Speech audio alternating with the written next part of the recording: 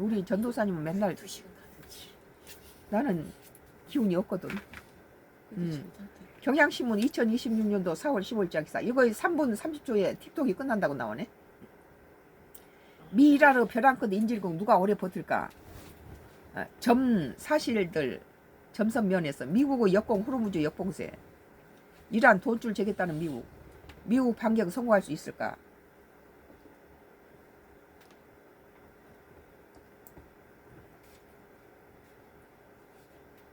기름값이 리터당 2,000원 돌파를 눈앞에 두고 있습니다. 어제 14일 한국석유공사 유가정보시스템 오피넷에 따르면 전국 주유소 휘발유 평균 가격은 전날보다 1.3원 오른 리터당 1996.2원을 기록했습니다. 서울 휘발유 가격은 이미 지난달 리터당 2,000원을 돌파했고요. 기름값 당분간 계속 오를 것 같습니다. 이란 호르무즈 해협을 틀어지고 전 세계의 경제를 인질로 잡더니 이제는 미국이 오히려 호르무즈 해협을 막아서기 시작한 건데요. 대체 무슨 속셈일까요? 오늘 점선면은 미국 호르무즈 해협 역봉쇄 전략을 자세히 살펴볼게요. 트럼프가 상당히 머리는 좋아요. 그런데 돈키호테처럼 예측 불안 인물이죠. 그러니까 불안해요. 이런 인물은. 미국의 역공 호르무즈 역봉쇄. 뭐 마냥 이란이 호르무즈를 잡고 흔들 줄 알았는데 트럼프가 이란이 자기의 돈벌이로 호르무즈를 하고 나머지 배들을 전부 차단한 데 대해서 니도 못 벌어먹어 하면서 이란으로 들고 나는 배도 못 들어가게 해버린 거 아니에요? 너도 못 먹고 나도 못 먹자는 거죠. 그동안 이란은 트럼프가 이 호르무즈 이란을 공격하기 하는 데는 이스라엘의 그 총리 베냐민 뭐예요? 베냐민 누구? 응? 베냐민 갑자기 생각났네. 그동안 이란 호르무즈 해협을 가로막고 중국, 러시아, 인도 등 자신들과 가까운 나라의 선박에 한해서만 통행을 허용했습니다. 심지어 배 한 척당 200만 달러, 약 30억 원에 달하는 막대한 통행료까지 요구했는데요. 세계 원유 물동량의 20%가 지나는 길목이 사실상 사유화되면서 이건 국제법에 의해서 국제수로법에 의해서 이 수로는 우리 온 인류가 공동으로 사용하는 자유스럽게 사용하는 수로인데 트럼프 전쟁으로 인해서 이것을 이란한테다가 갖다 넘겨줘 버린 거죠. 그리고 통행료 받아먹게 만들어 놓은 거에 시스템을 바꿔 놓은 거죠. 이것은 트럼프 자체는 발을 빼버리고 간다면은 동맹이라든지 여기에 우리 지구촌은 많은 피해를 그 전에 미국이 갖다가 이란을 공격하기 전에 이것은 국제 수로법에 의해서 모든 배들이 자유롭게 유조선을 가지고 들락거리면서 이란 중동의 기름을 다 실어 나르는 길목을 이렇게 지금 만든 원인에는 이스라엘 총리 베냐민 나타나우가 갖다 충동질 한 거예요. 트럼프는. 이런 상황에서 도널드 트럼프 미국 행정부가 호르무즈 역봉쇄라는 카드를 꺼내들었다. 이란의 유조선이 호르무즈 해협 밖으로 빠져나가지 못하게 바닷길을 틀어막겠다는 겁니다. 그러니까 여기에 어제도 뭐 미국 배라든지 인도나 뭐 파키스탄 배들이 못 들어갔다고 그래요. 그러면 이제 결국은 뭐 베네수엘라라든지 호르무즈라든지 이런 쪽을 틀어막는 것이 죽이겠다는 걸로 결론이 짓죠. 그러면은 중국 배가 어제 허탕을 치고 갔다는데 두 척이 그런 것은 결국 중국도 이제 이 전쟁 끌어들이는 그런 역할이 되지 않겠나. 그래서 미중 뭐 정상회담이 결렬될 것이다 그러는 막 뉴스도 나오거든요. 트럼프 대통령은 11일 앤드루 합동기지에서 기자들에게 봉쇄 조치는 13일 오전 10시 한국 시간 13일 오후 11시 발효된다고 선언했습니다. 트럼프의 모든 뭐예요? 종료됐네요. 이게 종료됐다고 나와요. 미국 가장 큰 목적은 이란 원유 수출을 차단하고 호르무즈 해협 통행료 징수를 막겠다는 겁니다. 다시 말해서 이란 돈줄을 끊겠다는 전략입니다. 이란 정부 수입은 절반은 석유와 가스 수출에서 나옵니다. 이런 걸로 드론도 사고 총알도 사고 오르죠.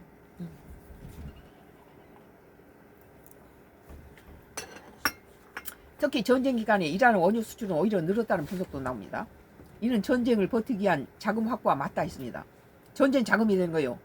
러시아에 그 석유주를 하니까 러시아 자금이 줄었다가 이번에 러시아산을 푸니까 70%가 러시아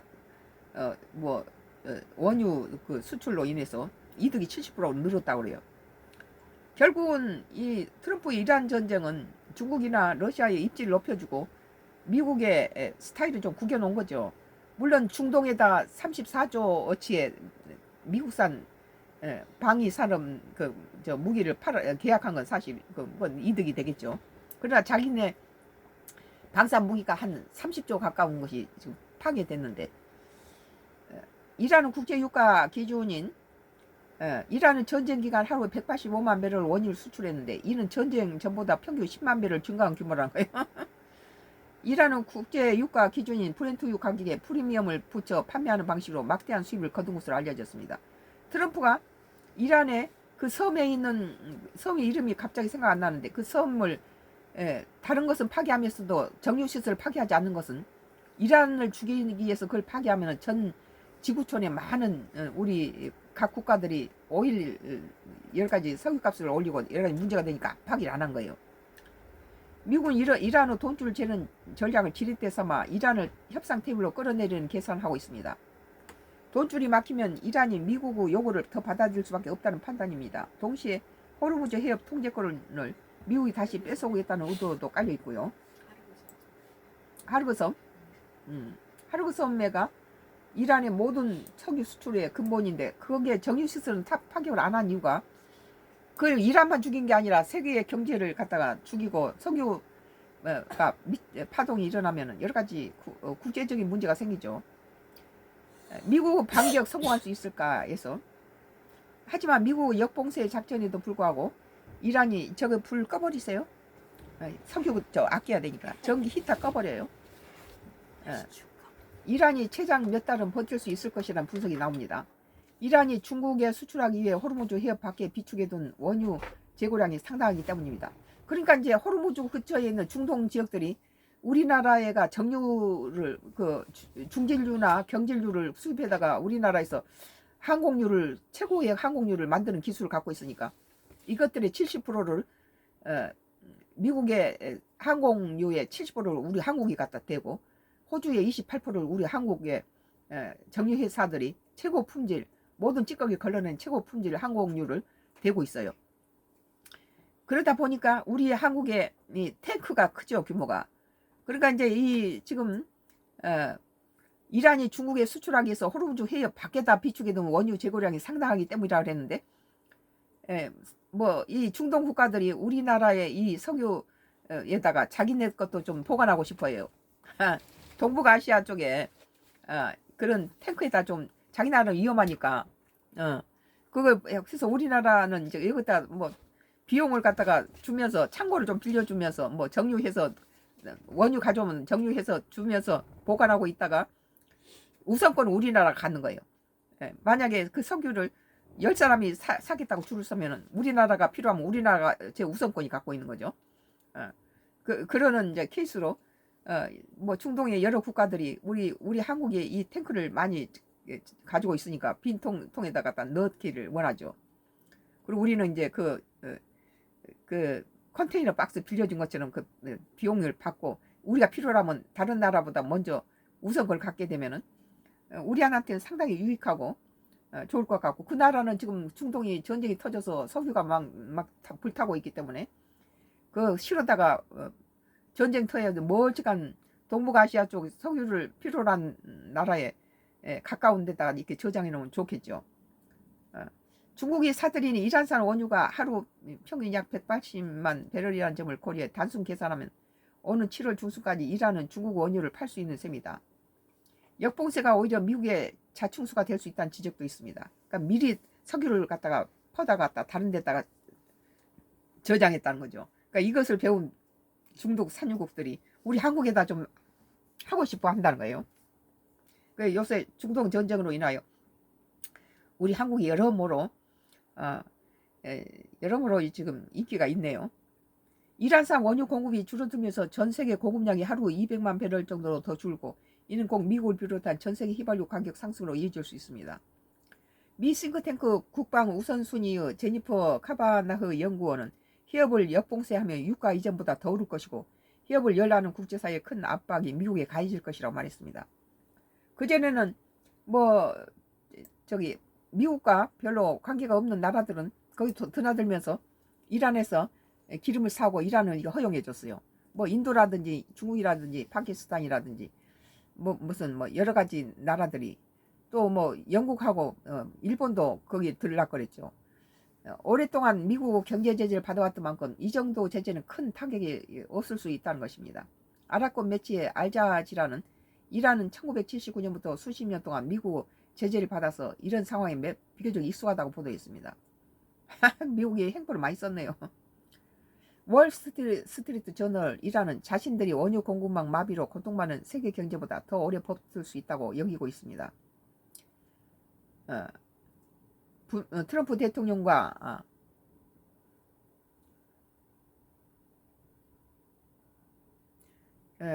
트럼프 대통령과 이란 과연 누가 더 오래 버틸 수 있을까요? 하나를 보더라도 입체적으로 경향신문 뉴스레터 슬로건입니다. 뭐 경향신문에서 또 신문 방송했네요. 오늘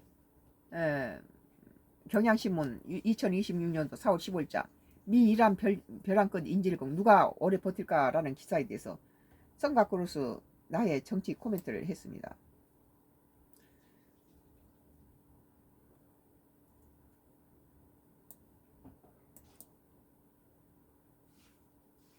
경향신문인데 2026년도 4월 14일자 기사예요. 이스라엘인의 70%가 휴전은 이란이 미국에 양보한 것.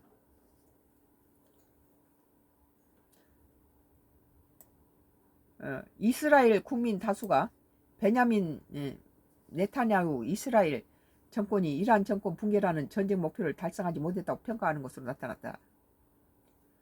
13일 뉴욕타임스는 지난 9월부터 10일 이스라엘 국민 1300여 명을 대상으로 실시한 히브리대 아감렘 여론조사에서 미국, 이스라엘, 이란의 전쟁을 실패로 보는 국민이 성공으로 보는 국민은 3배에 달한다는 결과가 나왔다고 보도했다. 이스라엘에서는 미국과 이스라엘과 이란의 전쟁을 실패로 본다는 거예요. 응답자 4분의 3은 이번 전쟁으로 이란과 레바논 친이란 무장 세력 헤즈볼라가 심각하게 약화하지 않았다고 평가했다. 그랬죠. 갖다 49명을 갖다 벙커에 들어있는 걸 죽였지만은 50%가 살아있어서 지금 만만치 않게 공격하고 있잖아요. 양측 간 일시 휴전 협의는 이란이 미국에 양보한 것이라고 본 응답자는 약 70%에 달했다. 응답자의 약 80%는 미 이란 간 종전 합의가 성사될 가능성이 작거나 불가능하며 합의가 이루어지더라도 이스라엘의 안보에 해로울 것이라고 말했다. 이번 결과에 따르면 이스라엘 국민이 다수는 전쟁의 피로감을 느끼며 환멸과 불신을 갖게 된 것으로 나타났다. 안 그래도 트럼프의 관세로 인하여 세계가 전부 침몰하는 그런 상태에서 이 트럼프의 베네수엘라라든지 무슨 덴마크는 이렇게 호르무즈 세계 공통적인 그런 호르무즈의 중동 산유 국가를 친 것하고는 거기는 좀 덜하죠. 그런 것은 미국 개인적인 것에 끝날 수 있지만 이 호르무즈 이란을 친 것은 전 세계가 지금 압박을 받고 고통을 당하고 더군다나 미국 동맹은 더 피해를 많이 받는데 그중에 한국은 더 심각한 피해를 보고 있다는 거예요. 그러면서도 동맹국한테는 무슨 총알바지로 나와주지 않아서 섭섭하다 이따위 소리를 하고 있잖아요. 미국 우선주의를 부르짖던 트럼프가 동맹들한테 관세를 어떻게 매겼습니까? 적보다 더 심각하게 해놓고 지금 와서 동맹을 찾는다면 좀 문제 있죠. 매번 한국은 미국의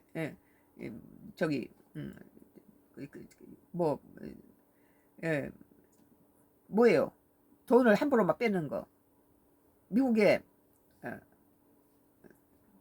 그걸 뭐라 하는데 갑자기 생각했네. 현금 인출기라. 우리 한국은 미국의 현금 인출기란 거예요. 돈 주라면 빼먹는 거란 거죠. 그리고 니들이 돈 안 주면 주한미군 철수할 거야. 이렇게 엄포를 놓다가 갑자기 동맹이라니까 바이든하고 협정해서 그 퍼센트대로 해갖고 바이든하고 결정한 것을 아무리 저 삼류 국가라도 그 전 대통령이 결정했던 건 그 다음 후임 대통령이 그걸 인정해 줘야 되는데 미국은 뒤집어 엎어버려요. 이렇게 개판이란 소리죠. 그 미국의 전직 대통령과 그 전직 정부하고 계약했던 것들을 전부 무시해버리고 다시 자기 멋대로 한 건 미국 자체를 부정하는 거예요. 미국 품격을 떨어뜨린 거죠. 국가 간에 국가가 계약한 것을 새 대통령이 들어와서 그걸 다 뒤집어 엎어버리면 미국 자체를 뭐 계약도 그대로 이어받지 못하는 그런 몰살시간 국가로 전락시킨 거죠. 바이든 행정부 때 계약했던 한미 주둔비 뭐 비율이라든지 모든 것들 뒤집어 엎어버리고 10배를 달라. 안 그러면 미국 철수하겠다. 관세도 동맹 필요 없어. 그리고 뭐 25%막 주장하던 트럼프가 이제 와서 총알바지에 그 미군도 킬박스야. 우린 위험해서 안 돼. 그리고 아라바로 다 도망쳐버렸는데 거기다가 동맹국한테 총알바지로 나가라는 것은 우리 국민들도 정부가 만약에 거기에 호응한다면 우리는 참지 못하죠. 우리나라는 트럼프가 만약에 우리나라 대통령이었다면 벌써 감옥에 갔어요. 한국 국민은 대통령 감옥에 넣는 게는 1등 국가예요. 1등. 보세요. 뭐 만약에 이재명 대통령이 갔다가 트럼프 말 듣고 거기다가 호르무즈에다가 갔다가 우리나라 해군을 갖다 넣었으면은 벌써 우리나라 대통령은 감옥에 가요. 한국은 국민이 무서운 국민입니다. 이번 결과에 따르면 이스라엘 국민 다수는 전쟁의 피로감을 느끼며 한멸과 불신을 갖게 된 것으로 나타났다. 이번 미국과 이스라엘과 이란의 전쟁이 이스라엘 국가들은 전부 실패한 전쟁이라 이렇게 본다는 거예요. 근데 그 시각은 우리도 마찬가지예요. 이스라엘 싱크탱크 미트빔 님노드 고렌 소장은 많은 이스라엘 국민에게 이 모든 거 2023년 10월부터 이어진 기나긴 전쟁과 같다며 국민은 전쟁이 어디로 향하고 있는지 이해하지 못한다고 NYT에서 말했다. 그럼에도 휴전을 지지하는 여론은 높지 않다. 휴전을 지지한다는 응답은 15%에 그쳤다. 여기서 끝내면 안 된다는 거죠. 약 3분의 2는 반대했다. 이란에 대한 공격을 재개한다고 답한 응답자는 39.5%에 달한다. 전날 발표된 이스라엘 국가안보 여론조사에 휴전을 지지한다고 하는 응답자는 29%에 불과하고 해야 된다는 것이 39.5%란 거예요. 이스라엘 일간 하레츠는 전쟁 성과에 대한 낮은 평가와 휴전 반대 여론이 공존하는 현상에 대해 네타냐후 총리가 높은 전쟁 목표를 공언했기 때문이라고 분석했다.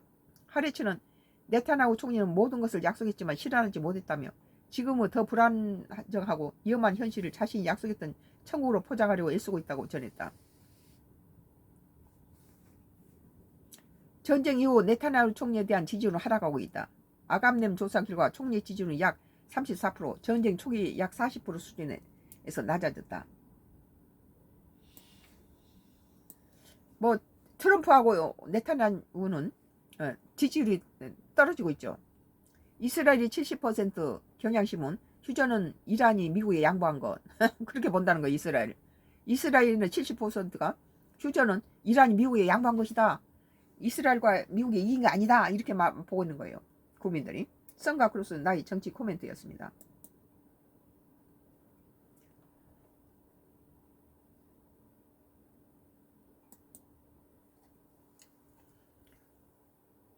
뭐가 뜨네?